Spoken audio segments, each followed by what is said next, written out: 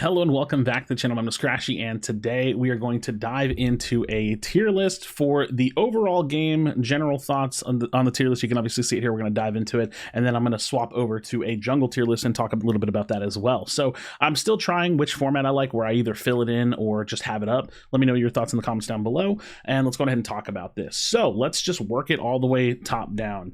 S tier, I think Rampage, Richter are just the best junglers in the game. They're incredibly strong. Rampage has seen some nerfs, but he still just holds that really effective position. Richter was already the second best jungler in my opinion, and he's incredibly strong. They just buffed his clear time a little bit, and really strong. Sevarog is probably actually the strongest hero in the entire game. He just scales insanely well, does really well in the offlane, can jungle, but no.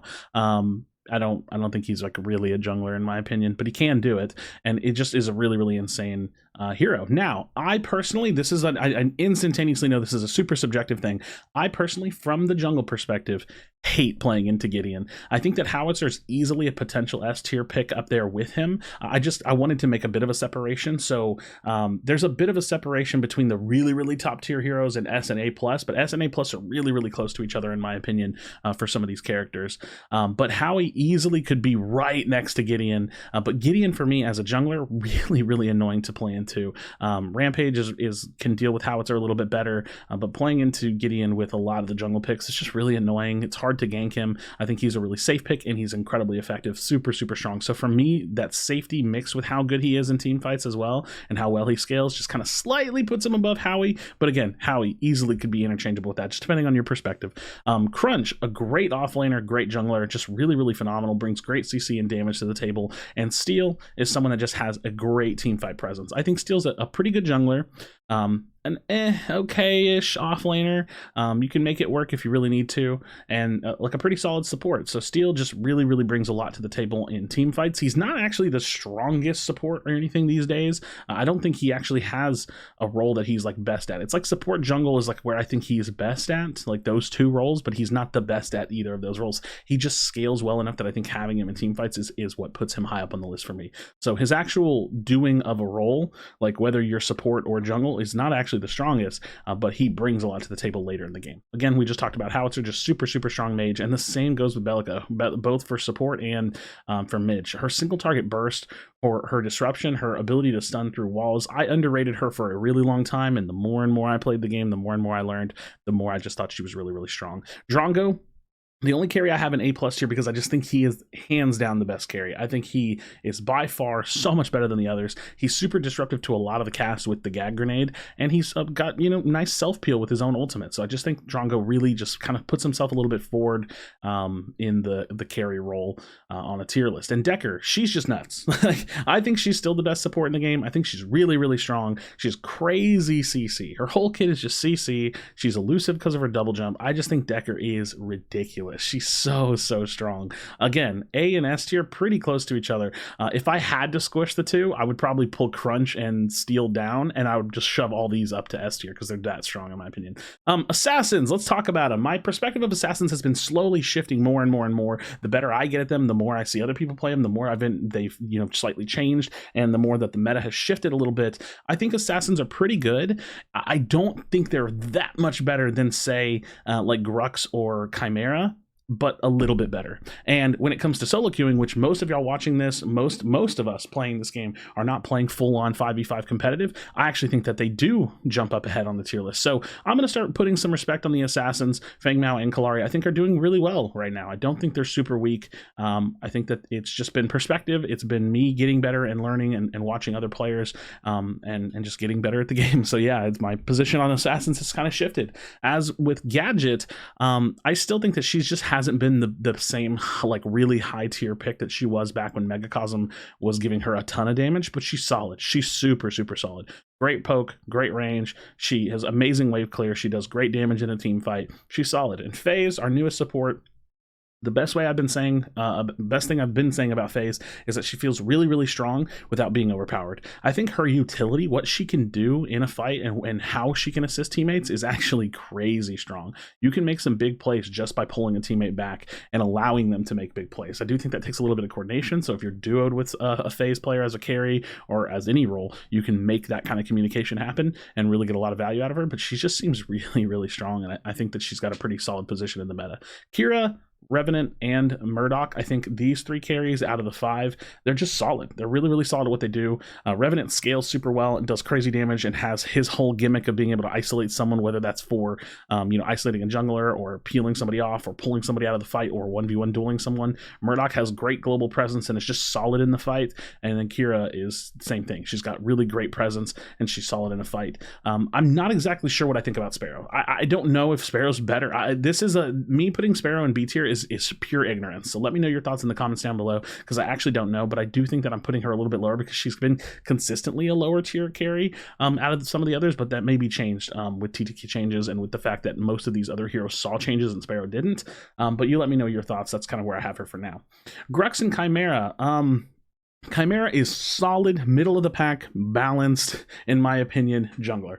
He actually did get a little bit better, and again, I don't think it's that much of a stretch to put him in the same jungle tier category as like the other assassins, but for the sake of separation, I've got Grux and Chimera here in B tier. Grux is he's a pretty solid offlaner, pretty solid. And he's an okay jungler. Chimera's like a pretty solid jungler, right? But I just don't think that they stand above the rest of the cast that's above them in any particular role. And so they're kind of chilling in the B tier. They're nice and comfy. They're solid. They're really good, but they're not the best. And same with Shinbi. She's like a solid jungler. She's a solid offlaner, maybe even sometimes a mid laner.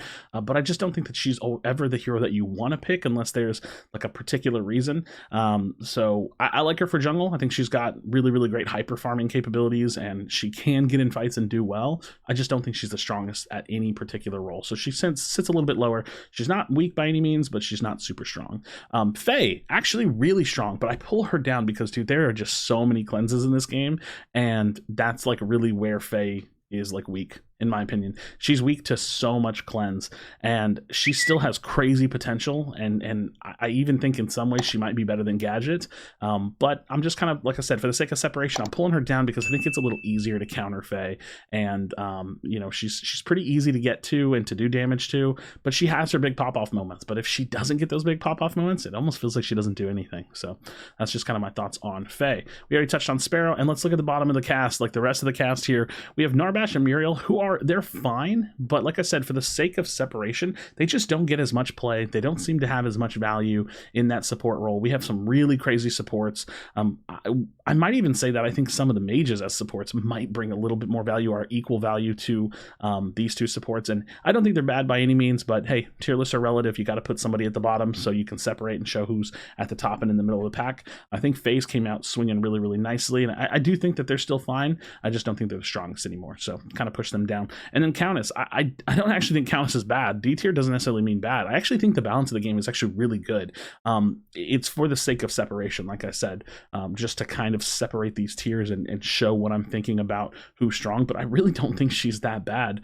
She just has a rough laning phase, and she has to scale, so it makes the early game for whatever team has a Countess, or even for the Countess player, a little bit more volatile.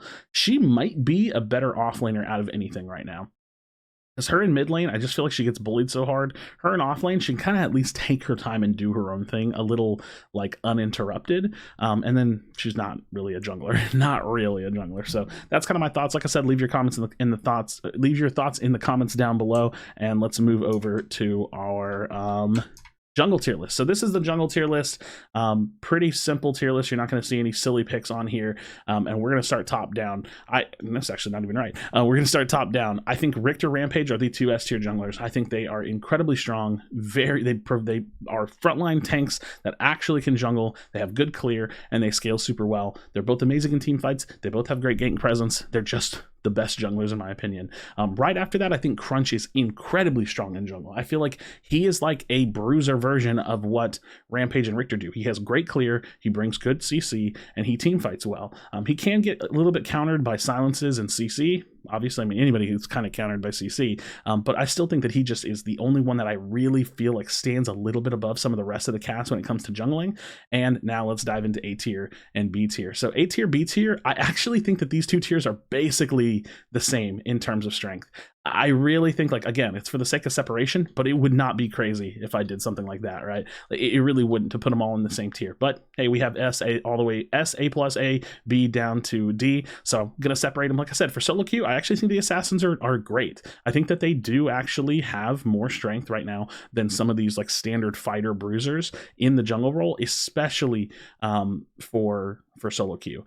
Right now, I don't think that Grux jungle is terrible. It's okay. And I don't think that Chimera jungle is terrible. It's okay. But I do think that the assassins have potential to get a lot done. And that potential for me is what's putting them higher. And yeah, Steel jungle is actually not that great. It might be like around here, but the thing is, again, it's the same thing I said with Steel on the other tier list, the general tier list. He just scales into being an amazing asset to a team. So putting him in the jungle, it's not a terrible option.